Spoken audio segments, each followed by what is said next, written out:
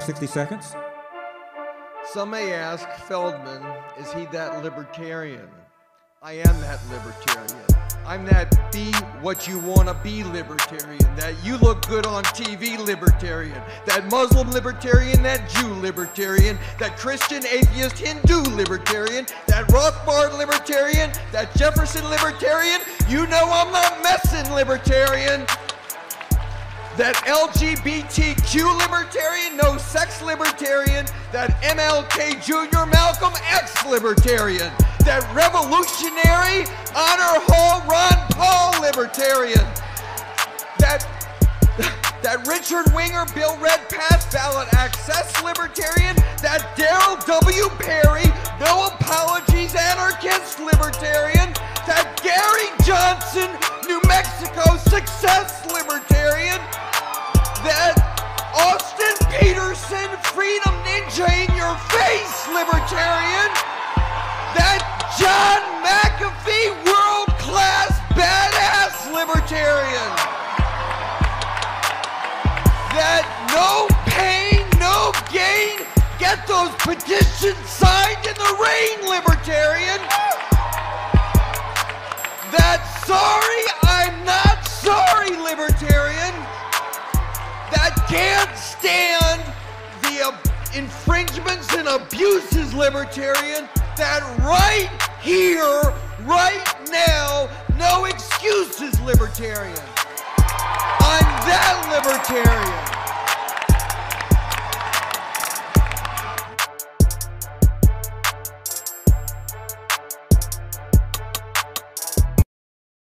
Hello, fellow universe hitchhikers. I am Patrick Smith. This is Disenthrall. Today in studio with me, I have my partner in victimless crime, Kaysen, and we are talking today with Travis Hallman again. This is our second talk with him. The last one was amazing. Please check the link out in the description to it. Travis Hallman is the lead administrator for the Ask A Libertarian Facebook team, whose mission is spreading awareness of libertarianism and informing non-libertarians while empowering those who support liberty on a daily basis.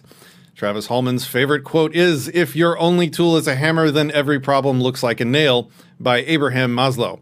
Travis Hallman is a libertarian because he cares equally for the low class, mid class, and high class, the minorities and the majorities, the fortunate and the unfortunate. Welcome to the show, Travis. Thank you, Mr. Smith. I should say welcome back. Our last conversation was, I think, probably one of the best we've ever had on this channel. It was a long one, but we broke it up into a bunch of pieces, and each one of those pieces focused in and really highlighted a really cool topic of conversation, and it was really all thanks to your questions. So today, I think you have another probably shorter list of questions for us, focused in on something called the Overton Window. Can you maybe tell us a little bit about that? Absolutely. So the Overton Window is a political theory that describes as a narrow window the range of ideas that the public will find acceptable, and that states that the viability of an idea is defined primarily by this rather than by politicians' individual preferences. Dr. Overton described a spectrum from more free to less free with regard to government intervention, oriented vertically on an axis to avoid comparison with the left-right political spectrum. As the spectrum moves or expands, an idea at a given location may become more or less politically acceptable. So I guess the best way to maybe explain what it is then would be to throw out some examples. Do you have any off the top of your head, good examples of the Overton Window having moved, like how it used to be versus how it is now versus where it might be going? That was actually one of the questions I was going to ask you. However, I can try to swing the bat at this curveball. So I would say that the Overton Window was largely shifted upward toward the more freedom side of the spectrum in 1776, whenever our founding fathers had created a very limited government. And since then, it seems as if it's shifted downward, but there's been a lot of manipulation in the political arena that it's really hard for me as a individual person, to really examine the exact location of the Overton Window as we stand currently. Yeah, I'm trying to think, like, just you have to pick a topic, right? So like taxes in general.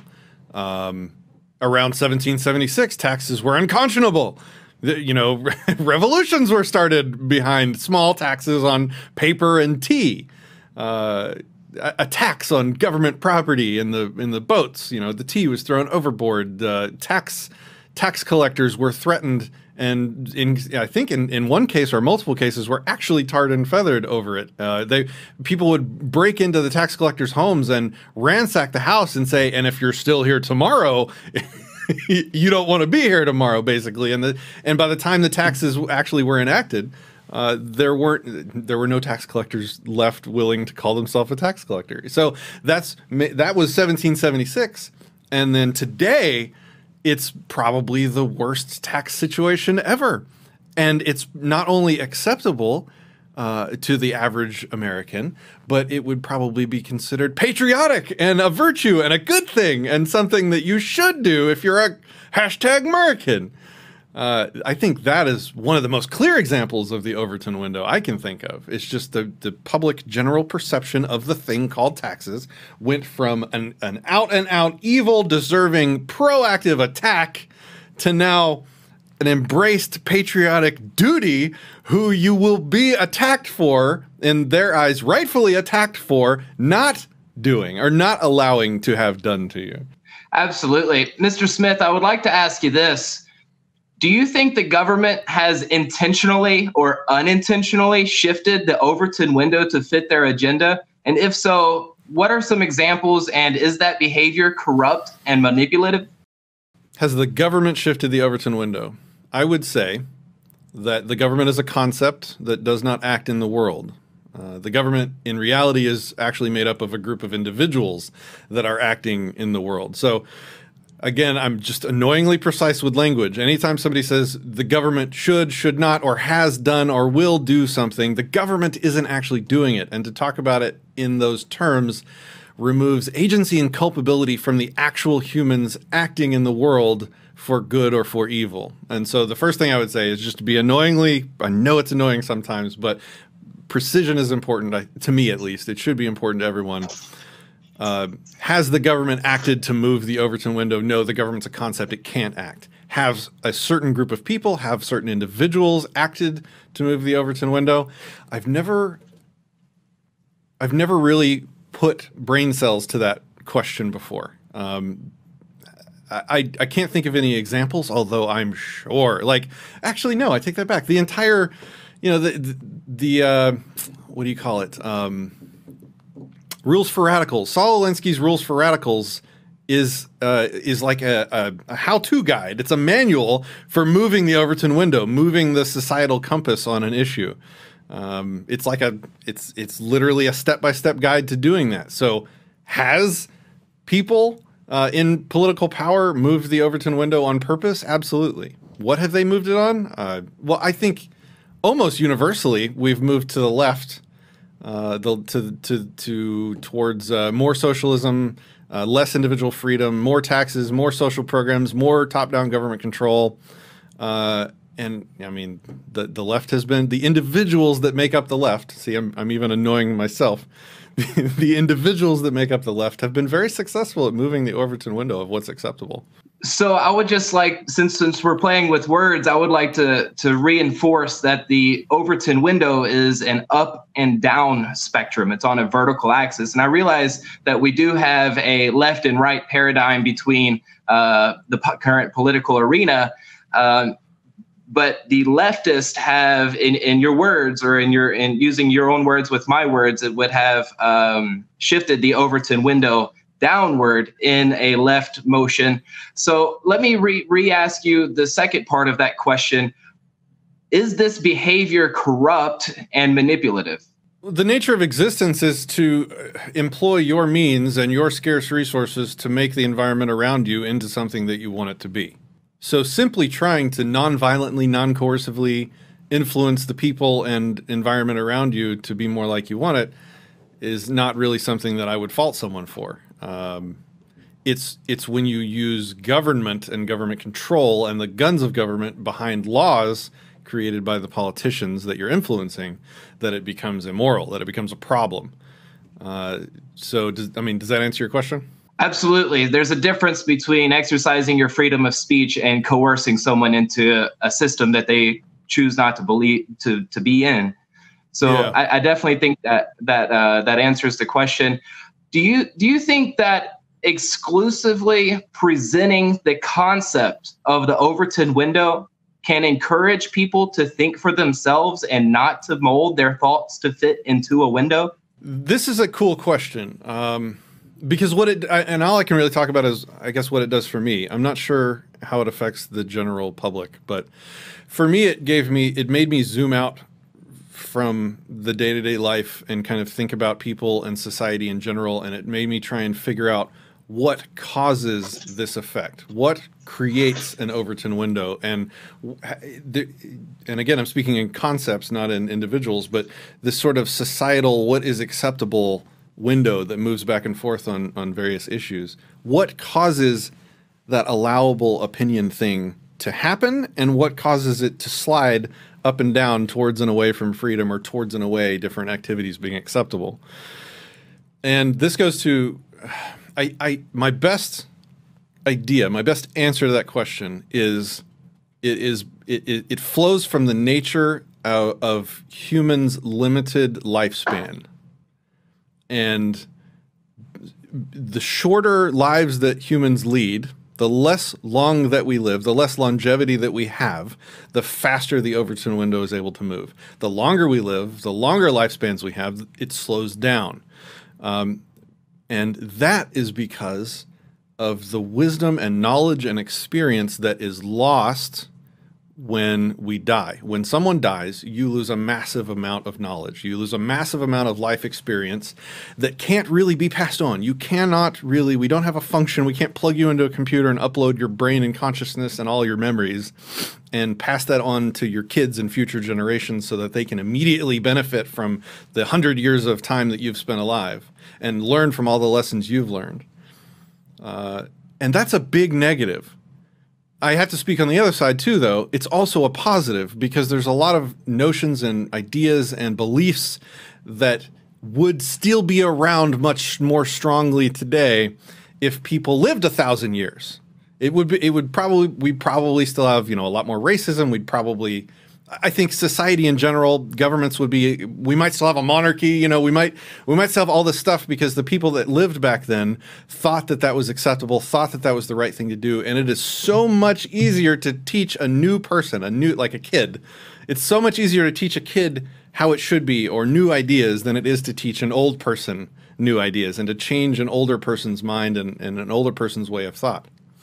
So it's a blessing and a curse, is what I'm saying. When somebody dies, we lose everything. We lose the bad ideas and the bad notions, and we lose the good, precious experience and knowledge that the person gained over the course of their life. But I think that is, to answer my question, or to answer your question, that is what drives the Overton window's movement and how fast it goes. So the longer we live, I expect the Overton window to slow down. I'm not sure if that contradicts the evidence of what's happening, though. Here's a question back at you: is the Overton window movement, is the velocity of the Overton window's movement accelerating or decelerating? Well, it seems to me that people have longer lifespans now than they did 100 years ago. So if I apply the logic that you presented, then I would have to say that it's moving slower now than what it was 100 years ago. Yeah. So that is the conclusion that you would arrive from my hypothesis. I'm just trying to kind of assess the world, and because I can't tell if it's just the media and the way information flows at us, because that would have a countering effect, right? We're more interconnected, and 200 years ago, even if we were living 100 years, even if our lifespan was 100 years ago, we didn't have the internet. We didn't have this constant cross communication. We didn't have this ability to have these very talks that we've been having to expose people to new ideas far faster than they would have been able to be exposed to before. So I think that might, push things in the opposite direction. So there's definitely a give and take there. I think the internet has certainly sped up the Overton window. So it's a compatible relationship between communication and aging. The more we can communicate ideas such as the Overton window, then a higher velocity of the change or the shift in the Overton window. But the longer that we live, then the slower the shift in the Overton window. So therefore, it seems as if maybe it would balance out the shift. Would increasing the velocity to an extreme level be harmful to the society or individuals in the society? I bet I would say yes, because you tend to get pendulum swings. An evidence of this type of thing would be the elections, the presidential elections, and the political power has swung more and more widely. Like, I think, there was some small oscillation for a long time, for 100 years, and then slowly one candidate would pull it much farther in their direction each time. And the counterswing to that, because the farther you pull it in one direction, the more outraged one side of the Overton window gets. Or actually, it wouldn't be the Overton window. It would just be one side of the political spectrum, because I think they're all pushing the Overton window in mostly the wrong direction. But they will yank it back the other direction farther and faster and with more force and acceleration, which then has the opposing effect 4 to 8 years later. And then it's on this. Trump is. I can't even think of a better example of the right pulling it their direction in a more extreme fashion than ever before. So it's interesting. It'll be interesting to see who the left picks to counteract the absurdity of Trump. So I don't know. That would be my answer to that. I think if the Overton window started moving too fast in one direction, or very quickly in one direction, I think it would pendulum back in the other direction, maybe in a dangerous fashion. I find it fascinating that you use the reds and the blues as an example of a pendulum swing, because the pendulum swings from left to right, and then right to left and left to right, and so forth and so forth. And that describes our current political arena, where it's left versus right. Whereas I would prefer to see a political arena, if we were to have one at all, it would be up versus down with the Overton spectrum, not necessarily our current left versus right. So you and I know and associate with many anarchists. However, the public does not seem to find anarchism to be politically acceptable. In other words, it would be fair to presume the Overton window does not currently encompass anarchist ideals of maximum freedom. It would also be fair to presume the Overton window does not currently encompass the minarchist ideals, that being the second most amount of freedom. Mr. Smith, which ideology would be most effective to present in order to shift the Overton window toward the more free side of the spectrum upward? Anarchism or minarchism, and why? So you're asking me a pragmatic question, not a what is right question.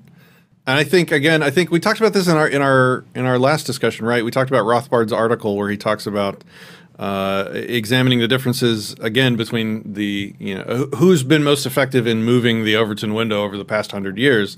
And he would point out that the socialists have been far more effective, and they did not advocate practical half measures. They demanded what they thought was right. I mean, they were wildly wrong on what they thought was right, but they demanded, single payer healthcare now. What they got was Obamacare. So they by demanding the pure principle, because humans respond to principle far more than they respond to practical arguments. So I was just looking at a speech that I had written. It was in your pocket. It was literally how this is uncanny that this question came up.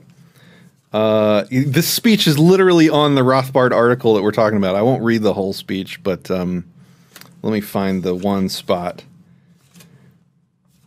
He has tiny cue cards. I do. Okay, so I basically said if libertarians refuse to champion pure principle, the ultimate goal of completely eliminating collectivist evil, then who will? Who else is? The answer is no one. When you're competing in business, when you're competing in a market, one of the most important parts of your strategy is finding something that makes you different from your competition. What's your differentiator? The other two parties are mostly ideological malt meal, just a bunch of mush with the occasional outrage or fear-based push for this new regulation or that tax. That gives us an opening, an opportunity. One of the greatest attractions of socialism is how they inspire people to action. They do that by convincing people that they're fighting for principles and justice.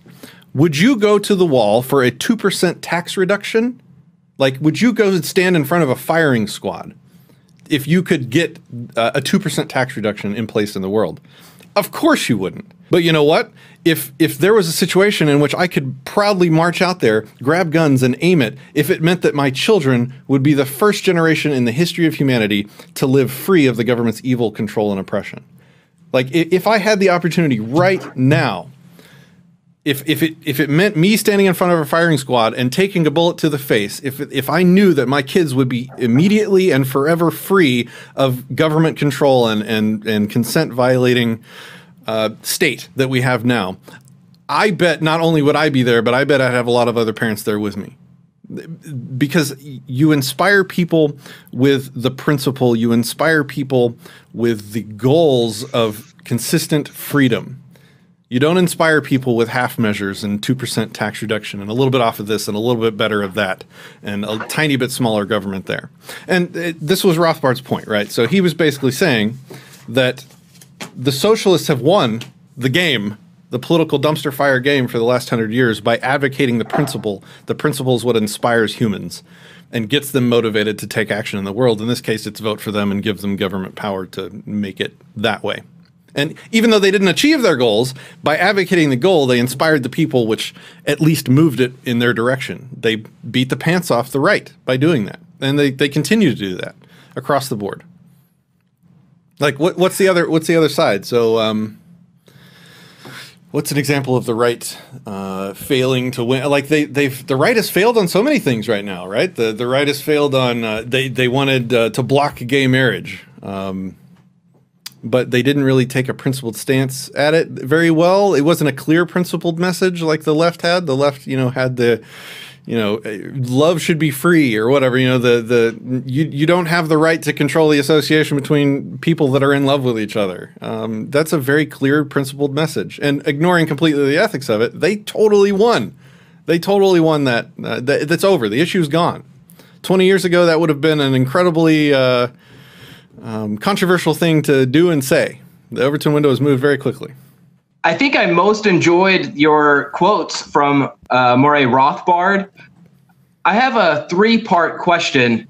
Many of our viewers and just people are unaware of what minarchism is at all. So the first question is, what is minarchism? The second question is, does minarchism compare to that 2% tax reduction that was referred to? And if so, why is minarchism such a smaller difference between our current government and minarchism versus our current government and anarchism? I think minarchism is not really close to anarchism. A lot of people say, and I don't think you said that. I'm not claiming that you did. I'm just saying that I think a lot of people see minarchism as right next to anarchism. It's like, yeah, anarchism's got its shit together and it's really principled, but let's just take one step back so we can be a little more reasonable. That's how it's broached quite often as the reasonable version of anarchism. It's the night watchman state, right? It's the return to how the founders set us up. They created this country to have a very minimal, drown it in a tub of bathwater government that only takes care of a legal system for resolving disputes and collective defense through the military. That would be the sort of minarchist position. They don't involve themselves in social issues. They don't involve themselves in welfare. There's no border. There's no. There is unfortunately still like a Supreme Court, which involves a lot of consent violating. There still is, taxation to pay for the police and military, but vast majority of the government would be removed. That would be the minarchist position. Does that answer your question? That was the first question, and the second and the third question would be: does minarchism compare to that 2% change that Murray Rothbard was referring to or quoting? And if so, why would a minarchist state be such a insignificant change as comparable to a 2% tax reduction? I've met two types of minarchists. They're the minarchists that believe that the government is just and valid and that would just prefer to reset it back to how the founders had created it, and have, you know, hours of arguments, legal arguments on why it is unconstitutional for it to have grown to the size that it is. And then there's the minarchists that understand the principles. They understand the non-aggression principle. They understand the universality of the ethics involved. And I think they're just hesitant and a little bit, they don't have, faith is the wrong word, but it's just scary. It's freedom is fucking scary sometimes. And they're just not in a mental place to take that remaining step yet. And those are the people that, you know, we say that the difference between a minarchist and an anarchist is, 6 months and a good conversation. Are we coming up on what, 3 months since our first conversation? It's just so that's my analysis. In respect to Rothbard's. So the first group of minarchists is standing on the principle of the founding fathers, which is really only as valid in the minds of the people as there are people that give a crap about the founding fathers. And I think there's a lot less of those people today than than has ever been before. I think again, like, in the South, definitely, there's still a lot of those people. But in general, as you grow up and as you're, especially with the public school system, definitely having an effect on our children, making all this stuff less important, I think those arguments, those principled arguments, are going to start losing their power. The minarchists, like I said, they understand the principles. They're just not there yet, and that's fine. We just give them time. We'll get them there. But we get them there not by espousing semi-principles and half measures. We get them by saying, look, this is the only correct goal. This is the only thing to strive for. Let's get there. And sure, accept any compromises that happen to come your way that don't move you in any way in the wrong direction. Accept the baby steps, but still stand on the right position. To stand anywhere else is to undermine your own end goal. Stand on your end goal, proudly, loudly. So to answer the question you asked, it has been about 3.5 months, and this is the second good conversation that we've had. And I enjoy having an open mind to allow for my paradigm to be shifted regarding political spectrums, any ideology, whether it be religion or philosophy or whatever it may be. So yeah, this is a really great conversation. Please forgive me if I missed your answer or if I'm being redundant when it's not necessary. I probably did a terrible job at answering. What was it? No, I think you gave some really good information that a lot of people, including myself, can learn from. But how does minarchism, when you consider our current state, how is minarchism considered an insignificant change, such as a 2% tax difference? Well, I mean, minarchism is still, a change. Minarchism doesn't change the fundamental ethic in play. Minarchism is just as much a consent violator as the government that we have now. It's just a matter of degree. It's the difference between like a spectrum and an on-off switch. You're either ethical or you're not. You're either good or evil. Change the good or evilness. The evil isn't a spectrum. The evil is an on-off switch. And that's where sort of the anarcho-capitalist or the voluntarist position sits. It's on that on-off switch. This is the good non-evil option. Once you've flipped that switch to evil, okay, now we can talk about this spectrum. Does that answer your question? Yeah, absolutely. It's not necessarily a spectrum. Or I mean, yeah, it's not. The idea isn't a spectrum. The idea is an on-off switch. It's a yes or no. It's not anything in between, like maybe, I don't know, this or that. It's one or the other in regards to freedom or no freedom. And anything that is interpreted as no freedom is still no freedom. Yeah, it's So if I talk to a full-blown, big government lefty socialist, democratic socialist is the new hot term for socialist. It's the same thing. And I talked to a minarchist, and then I talked to an anarchist. You talk to the first one, and you're like, yeah, you want to use government in a whole lot of ways to violate my consent. That's evil. You basically want me attacked to make the world how you want it. Okay, and then I move over, and I talk to the minarchist. You want me attacked for a smaller list of things. I thank you for that. But you still want me attacked to make the world how you want it. Fuck you for that. Like... That's not okay. I mean, it's less terrible than the guy next to you, but you still want me attacked. I can't stand next to you. We gotta, and I never say fuck you for that to a person I'm actually talking to. I'm talking to a fictitious person. That's kind of like the dialogue going on in my head. Obviously, you will help them make that journey without using those words. So don't take personal offense to that. It was just kind of for fun. But the minarchist still wants me attacked. The minarchist is still my enemy, the enemy of my consent, the enemy of my private property and my volition and agency in the world. They're an enemy to a smaller degree. If I'm prioritizing my enemies, they're not going to be anywhere near the top of the list by any means. Especially like we have, and I want to get one of these people on, Kaysen, one of the Texians. We have these people that are calling themselves Texians now that want Texas secession and to, have Texas governed by. I have met these humans. Texans again, and I want to talk to them because they're on the right track. The minarchists are on the right track. Smaller government that you can drown in a bathtub. I got it. That's good. But I want to talk to them because I want to look them in the eye and I want to say, and yes, and yes, and yes, and you still want to attack me to get your way in the world. That's not okay. I see the value between having discussions between anarchist and minarchist about the ideal world and ethics and how to get there and shifting the Overton window and et cetera, et cetera, et cetera. Let me ask you this. Do you see value in working with minarchists to educate others about the benefits of a free society? Can you give me an example? The Libertarian Party would be a prime example because the Dallas Accord. Yeah, no, I didn't think about that. Duh, yeah. Is there value in it? Yes.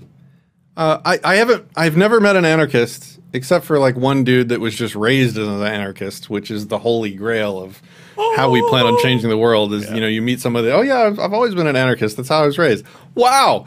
But almost no one gets there in one step. And so to not embrace the people that are leading them down the path, that are helping people make the multiple steps in between statism, indoctrination, and anarchism, yeah, it's not only a good thing, but it's probably necessary. So that doesn't mean I'm going to water down my message, though. That doesn't mean I'm going to not call the minarchists wrong. I'm just, I'm going to give them space to work in the world. There's minarchist activists that are waking people up to a degree that they're creating low-hanging fruit for me. Yeah, sure, go for it. So a good example of that would be myself. You could consider saying, woken up by Gary Johnson, which is not by any definition of minarchist, but through understanding who he is and who the Libertarian Party is and what the libertarian philosophy is, I was introduced to minarchism and anarchism and even dozens of other interpretations of the non-aggression principle. Let me ask you, what steps are you currently taking to shift? Sorry to interrupt. You're the first person I've ever met that said Gary Johnson brought them into the Libertarian Party. So this has changed my view of Gary Johnson slightly. That's an important thing to point out because I would be hard pressed to call the man a libertarian. So I'm impressed. Thank you. Sorry, please continue. Absolutely. I think testimonies are very powerful. I was looking for another option during the 2016 election. We had Trump and Hillary Clinton competing with each other. And my dad told me that there was another person running for president. And I started researching, who is this person? And then I found out that there are such things as third parties. And And then I found out the person on the forefront of the third parties was Gary Johnson. And after learning who he is and what he supports very thoroughly, not just a little overview, you know, actually really diving into his history and accomplishments, I was introduced to the Libertarian Party, and then introduced to the libertarian philosophy, which is based on the non-aggression principle. And I do think the most literal interpretation of the non-aggression principle would be anarchism. I realize some people may disagree and could hold a good debate with me about that as well. Let me ask you, what steps are you currently taking to shift the Overton window upward toward the more freedom side of the spectrum? Well, I mean, we did the Not Governor of Texas campaign, which I think most people that watch this channel are familiar with. We unfortunately had to cancel that campaign and call it off for this voting cycle because of my family's, my daughter's health situation, which is also the reason why I have a whole lot less hair than I did last time that we spoke. So that will definitely, absolutely 100% be picked up again as soon as my personal life allows time for that. I am continuing this activism and having these conversations with awesome people like yourself, who I think you are a very rare person because you are willing to challenge yourself and challenge your beliefs and be open to having your Overton window shifted. That is one of the rarest human traits in existence, honestly. So that is to your credit. And that's why I enjoy our conversations so much. And that's why our conversations are so useful, because they see two different perspectives discussing various topics. That helps people more than just about anything. And not trying to kill each other, which is not unimportant these days. Well, I mean, that would bring me to my next question for Travis. So where do you currently position yourself? As in the up, down on the spectrum for the Overton window? Are you an anarchist yet? So I have to give a preface to the answer before I give an anscer. And as the lead, I also do. I also do. Let me preface before you. Let me pre-preface your preface. There is no pressure in this discussion. So I will accept whatever answer you give me, and I will welcome whatever answer you give me, because having this discussion is really the most important. So as long as we get to continue having these talks, I don't care what your answer is here. I'm just curious. Absolutely. So my thanks for relieving the comfort. So you know, I can be as blatantly honest as necessary. So as the lead administrator for the Facebook fan page called Ask A Libertarian, we get questions all the time from people of all backgrounds, classes, perspectives, and they're asking questions about all types of topics. And it's so diverse. There's really not even one question that's most frequently asked, at least not at this point. So in order for me to be able to offer answers to every fan, I have to be able to understand every interpretation of the non-aggression principle. And there's so many interpretations that I have to humble myself and realize I don't understand them all.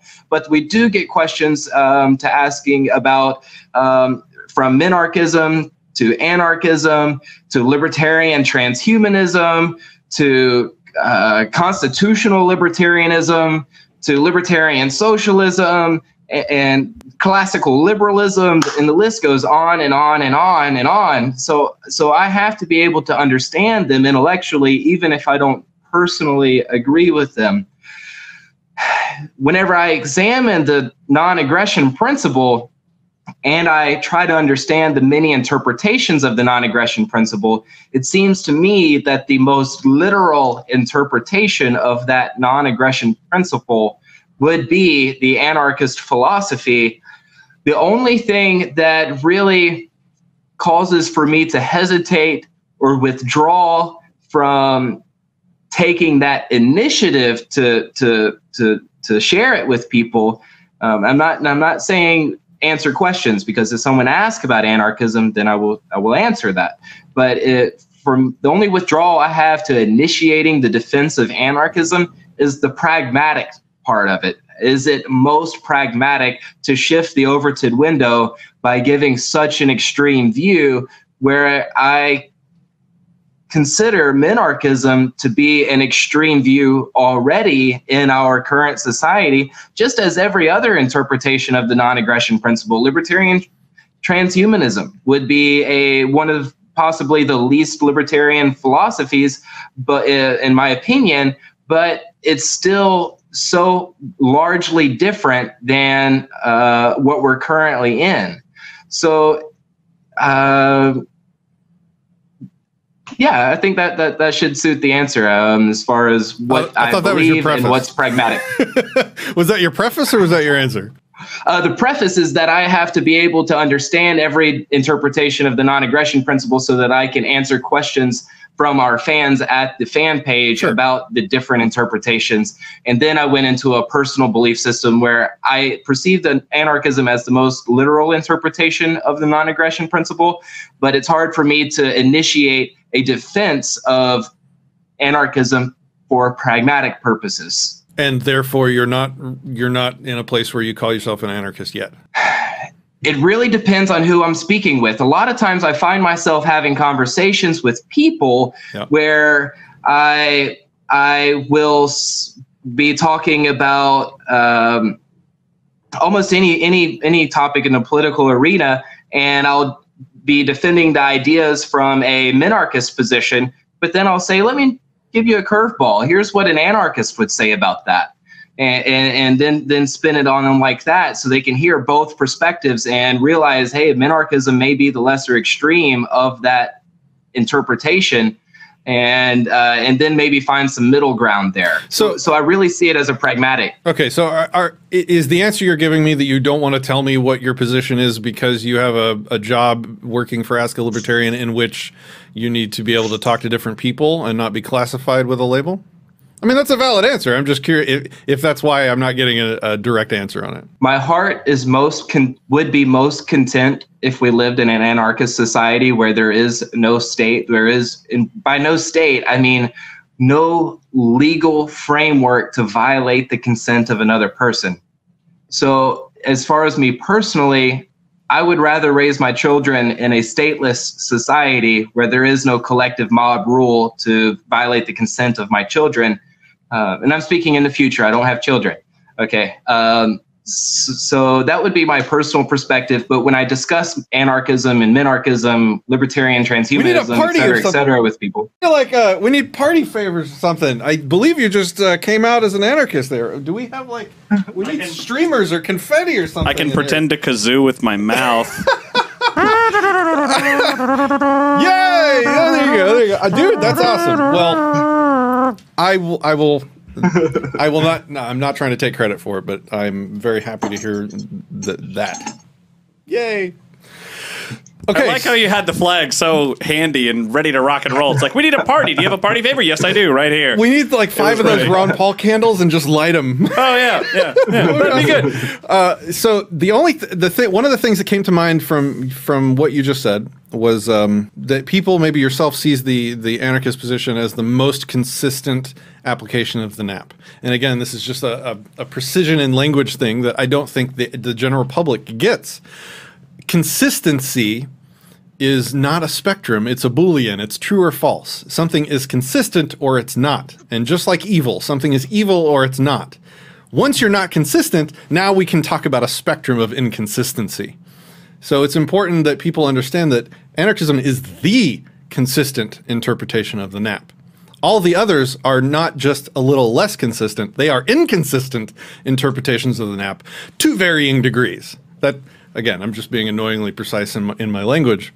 And I'm happy. And if you have anybody on Ask a Libertarian that you think brings different perspectives to things, maybe we can talk after this and maybe work out some cool interviews and or debates or talks with people and work out the inconsistencies of the other perspectives. And as always, I am always open to learning, and I'm always open to myself being wrong, because that's how I arrived at this position. I, like you, think I have that weird, rare brokenness trait in me. I don't think it's broken, but that thing where I'm open to changing my fundamental beliefs based on reason and evidence and logical consistency. That's how I got here. I started out as a an idiot Democrat out of high school and then flipped Republican once I started talking to my parents about fiscal issues. And then I've gone through the entire spectrum. I didn't just, I wasn't born an anarchist like some people, unfortunately. My kids hopefully will be able to say that. That'll be neat. There are a couple members at the Ask a Libertarian Facebook team that might be interested in sharing an online discussion such as this one. So we'll stay in touch after the broadcast and see what we can set up regarding that. I'd like to make my own personal note regarding consistency. And this is in regards to any philosophy, whether it be hedonism versus altruism, whether it be anarchism versus statism, whether it be creationism versus evolution, whatever it may be, if that philosophy is consistent, then that offers legitimacy to the philosophy. Socrates realized this, so he would teach his students by asking questions, strategically phrased questions, so that they themselves would be somewhat self-forced to point out their own inconsistencies in their philosophies, and then hopefully humbly adapt and change. And I think people such as ourselves, whenever we have an open mind, it's synonymous to saying that we're humble. We can admit when we're wrong.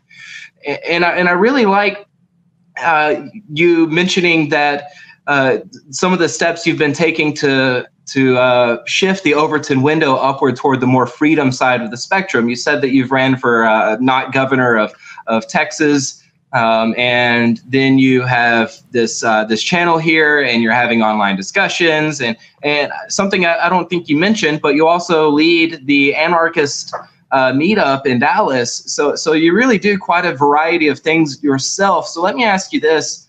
How should other libertarians shift the Overton window upward toward the more freedom side of the spectrum? The least effective form of activism I have ever done, the least effective thing in shifting the Overton window I have ever done, and this is valid, I think valid feedback, because I've tried a lot of different stuff, and a lot of people haven't tried a lot of different stuff yet, is political activism. And I hate to say that, but I tried. I mean, and I'm not done trying. I'm still going to try, because there's a big podium with a lot of eyeballs that point at it. The most effective form of activism I've ever done is almost started as an accident. I'm like, I'm kind of lonely here in Dallas. This was years ago, and I visited Austin, and they have a voluntarist is another word for an anarcho-capitalist, somebody that believes that all interactions should be voluntary. They have a voluntarist meetup in Austin, and I visited it, and I was for the first time in my life, I was surrounded by 25 people that all understood the non-aggression principle in a consistent way, didn't want me attacked to get their way in the world, and I found my tribe. And I came home to Dallas, and I'm like, man, this is kind of lonely here. I'm going to try starting that. So I just started a meetup. We meet every week on Thursday. It's called Voluntarists of Dallas. If you're ever in the city, please come check us out. We're now the second largest voluntarist meetup group in the world. And it's grown, and now every Thursday we have a group of some of the smartest, best, most moral, most ethical, most principled, just smart, awesome people I've ever met in my life. And the reason why I call that my most effective avenue of activism is because it's the only one that has been a two-way street. So when I work in politics, when I work on YouTube to a degree, it's an output. I talk to other people mostly one direction, and I mean I get stuff back in the form of these conversations like we're having here, but that's a more rare thing. Mostly it's just me talking to the camera. At the meetup groups, I'm not only creating new principled people by the minarchists and other people that show up and have the discussions with us, but recently, in my time of need, in a familial, just the worst possible emergency that a person can have, what's happening with my daughter with her leukemia, the community, the people that we have here, literally changed my life by helping me, by taking care of me in my time of need. You don't get that from politics. You don't get that from just, talking to people on YouTube. You get that by being in the real world, talking to real people, making real connections with principled people that will then back you up when you need it. And all this, work and effort and thought and hope that I put into the meetup group turned around and completely unexpectedly blew me away by being there for me in completely non-philosophical, non-political, non-activism, non-world-changing ways, just in being my friends and my family and the people that I care about. Really, like, I mean, they brought me food, they helped clean my house, they helped watch my kids when I needed it. I can't, it's just on another level. So if you want to know what the best thing you can do, libertarians, is just develop real communities of principled people in the real world, not at political events where you're obeying Robert's rules and jerking off over the platform planks. It's the biggest waste of human effort I've ever seen, was going to the Texas Libertarian Convention and watching how many hundreds of hours of human effort just shat away. It was just so many, like, on arguing millions over of dollars worth of time, labor, money spent on rooms and travel, and no one was more free because of it. Not an ounce more additional freedom in the world. I mean, and not even a new human woke to the ideas of libertarians came out of that. If anything, animosity was generated by all the stupid, divisive drama over the stupid political game that doesn't do anything useful. In fact, there was a Republican light guy that came out. He gave one of the guys a ride, and he just stayed for the day. And I talked with him for a good 3-4 hours while the whole convention session was going on. And by the end of it, he was like, "Hey, this is you probably had the best. I've had the best interaction with anybody here with you, because everybody else, they hear Republican and they go, you're this, you're that, but you're actually asking questions and we're having a good time." And I'm like, really, all these people that are liberty loving, just condemning a guy rather than trying to explain that which is not necessarily easy to comprehend, or not something that you're really exposed to, something that, is unthinkable in the Overton window, right? So, and I wouldn't have even noticed that difference had I not had this community of Voluntarists of Dallas, this group of people that associate without political goals in the world. And I know I'm disparaging, like, a lot of libertarians right now when I say that, and I wouldn't say it if I didn't believe it. But if you're a libertarian with the goal of changing the world through politics, through getting elected and voting, and you are wasting so much of your effort if you just directed a little bit of it into building a community of like-minded people that love and care for each other and support each other. And politics be damned. I'm telling you, you will change the world a lot faster. You will make a meaningful difference in the world a lot faster. I'm not saying don't be a member of the Libertarian Party. I know that would be heresy with talking to Ask a Libertarian. That's not what I'm saying. I'm saying that if you're involved in the Libertarian Party, make sure that it's for the purposes of creating new libertarians, not for the purposes of playing the political game that is just a disgusting Game of Thrones dumpster fire to try and change the world politically. It is not how it doesn't work. It doesn't work, and it's disgusting, and it sends the wrong message. Stand behind the podium to create new libertarians, to build your community outside of politics. I'm telling you, that will be way more effective. Amen. Boy, you got more with that question than you asked for, didn't you? He's not sensitive about that at all. So Mr. Bryden, I really enjoyed you sharing the story about you meeting with the Republican and listening and asking questions and having a civil conversation. You reminded me of an old Jewish proverb that says the wisest man in the room is the person that listens to everybody. And I think that every person, no matter who you are, where you come from, what you support, can learn from that Jewish proverb.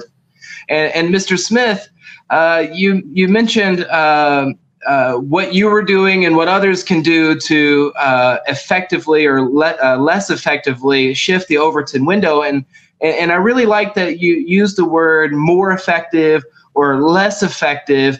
So let me ask, is there a wrong way or a wrong tact to shifting the Overton window upward toward the more freedom side of the spectrum, such as offense, vile language, or violence? So this brings in cussing, Arvin Voira, and do you mean like non-defensive violence, or do you mean defensive violence?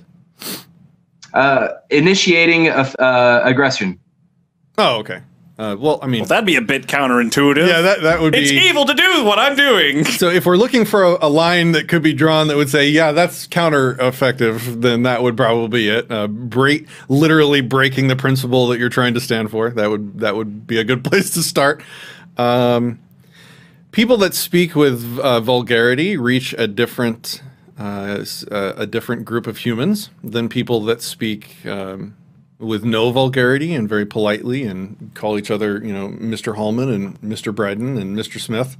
And I'm not saying either is wrong, because there's a lot of different types of humans out there, and the humans listen to a lot of different types of content.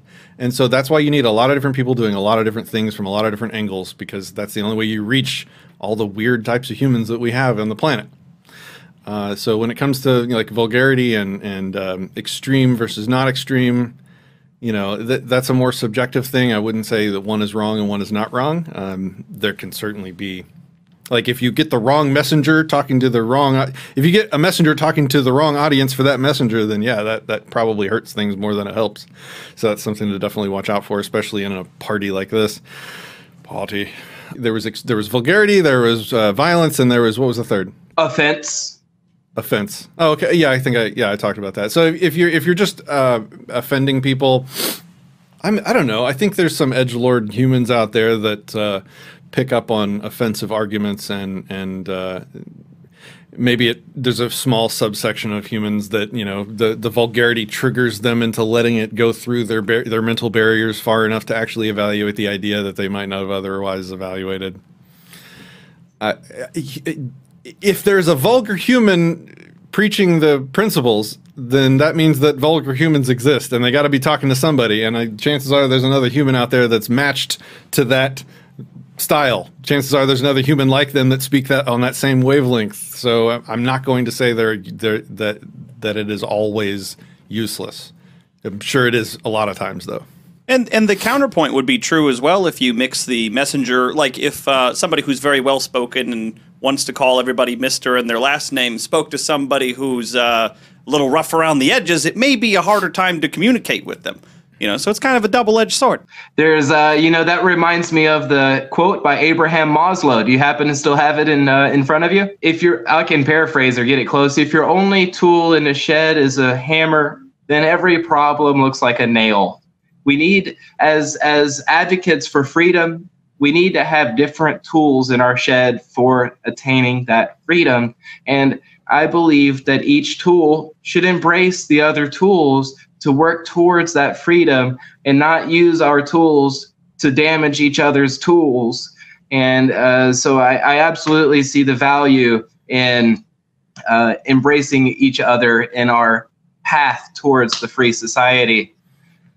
One thing that I was surprised you didn't mention, maybe I shouldn't have been surprised. No, I take that back. I'm not surprised.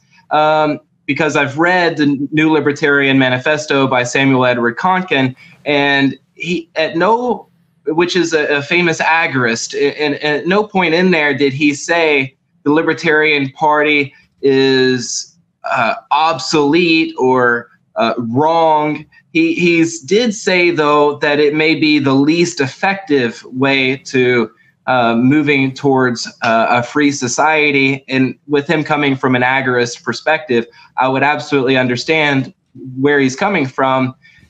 So let me ask you, would the Libertarian Party be considered a wrong tact to shift the Overton window upward toward the more freedom side of the spectrum? You want to be careful that you don't.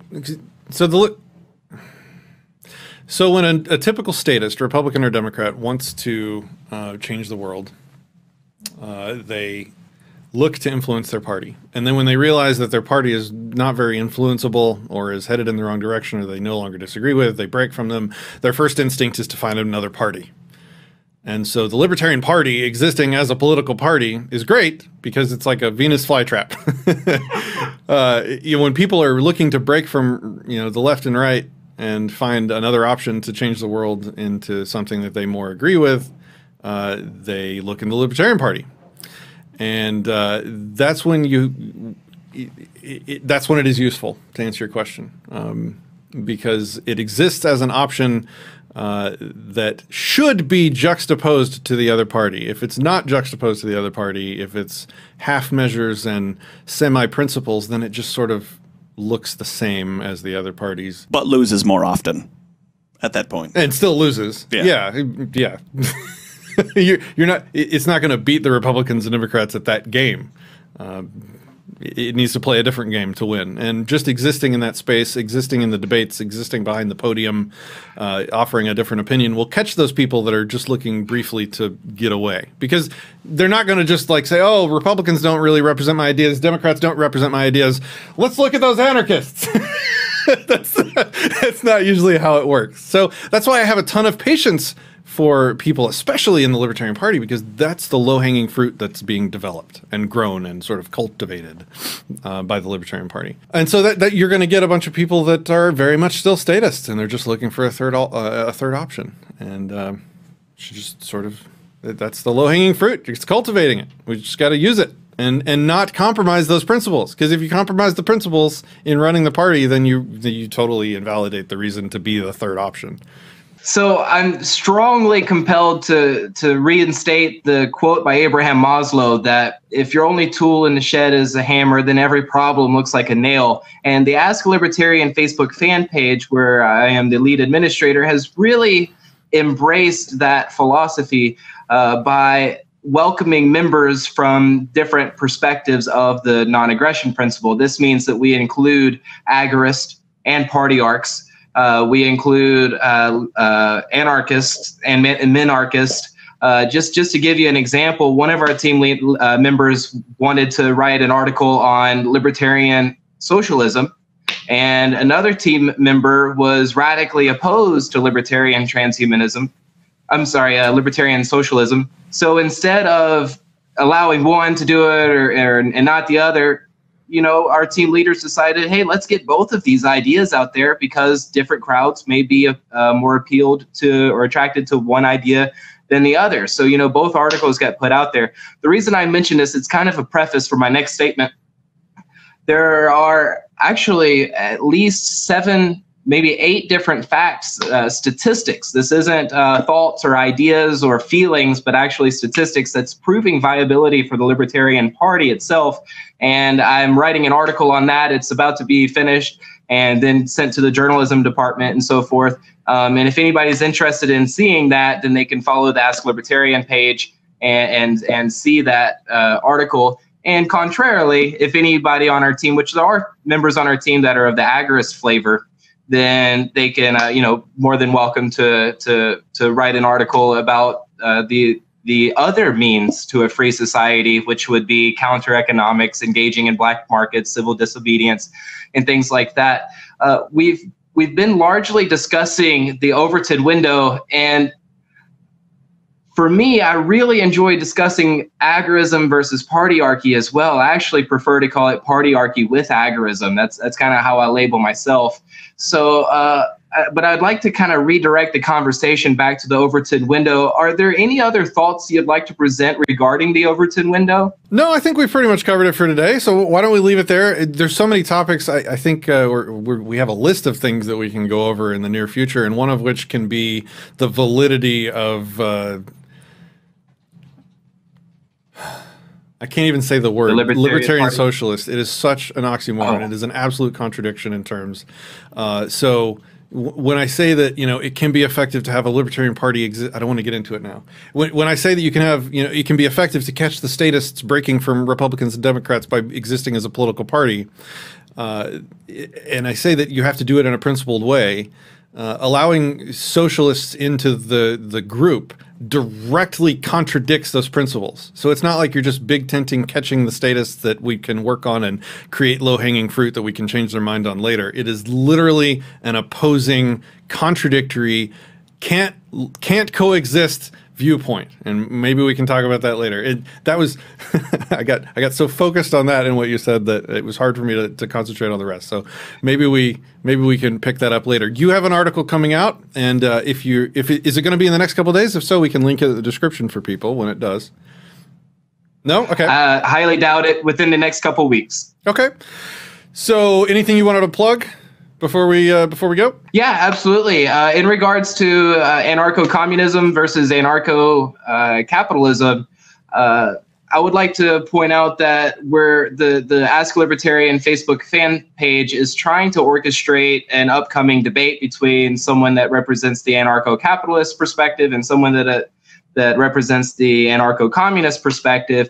And then after the debate, the video would be presented to the team leaders, which I am just one of the about 5 team leaders, and each of us, including myself, only has 1 vote. And this debate may give us each a better insight to each of the philosophies so that we can make a decision for the direction of the page in a more informed manner. So, and I feel very confident in saying that the team leaders that are at Ask a Libertarian Facebook fan page are very open-minded as well, and are open to admitting whenever we're wrong, and so in other words, humble and open to changing as well. The only thing that's preventing change is access to knowledge, access to information. So we're trying to get a debate started soon, and maybe we can make some better decisions for what's better for everybody, including the fans, the members, the direction of the page, and whoever else may be interested. How can the Ask a Libertarian fans learn more about you? Well, we have the notgovernor.com political page, so if you're interested in political activism and supporting that as your activism, that's one way to do that. When we create content and when we spread the message that way, that's facebook.com/notgovernor is that page. Obviously, the Disenthrall channel, which you can see here, which is youtube.com/disenthrallme, right? I believe so. Yep. Facebook.com/disenthrall without the me. What else should we plug? I think? If somebody's in the Dallas area, meetup.com/voluntary Dallas would definitely, that's how I met Patrick, in fact. So that's borne fruit. Another way that it's paid off way more than anything else. Yeah. Thank you so much for being with us again, Travis. I think this is another great conversation, and I think we, from this, developed a list of other cool stuff that we can talk about in the future. So thanks for being on the show. Thanks for having me.